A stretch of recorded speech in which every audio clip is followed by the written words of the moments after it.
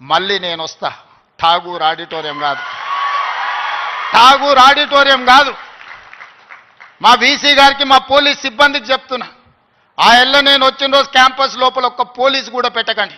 ఏ విద్యార్థులు ఏ నిరసన అయినా తెలపనియండి, నిరసన తెలిపే స్వేచ్ఛ కూడా వాళ్ళకి ఇద్దాం.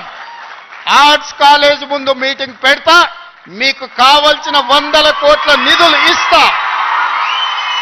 మళ్ళీ మీటింగ్ ఆర్ట్స్ కాలేజ్ దగ్గరనే, అక్కడ ఇక్కడ కాదు.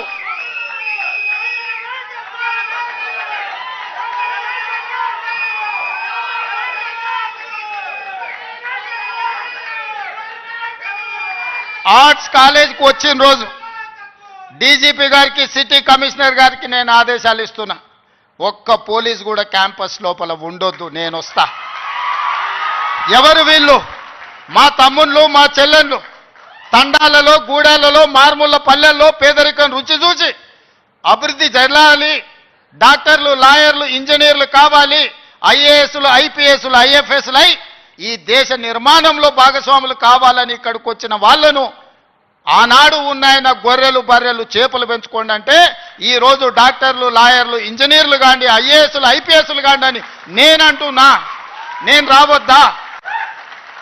ఎందుకు రావద్దు? గొర్రెలు, బర్రెలు, చేపలు పెంచుకునేటోనికి నేను రావద్దని కోరుకుండొచ్చు, కానీ డాక్టర్లు, లాయర్లు, ఇంజనీర్లు, ఐఏఎస్లు, ఐపీఎస్లు అయ్యే విద్యార్థులకు నేను రావద్దని నన్ను అడ్డుకోవాలన్న ఆలోచన ఎందుకు ఉంటుంది?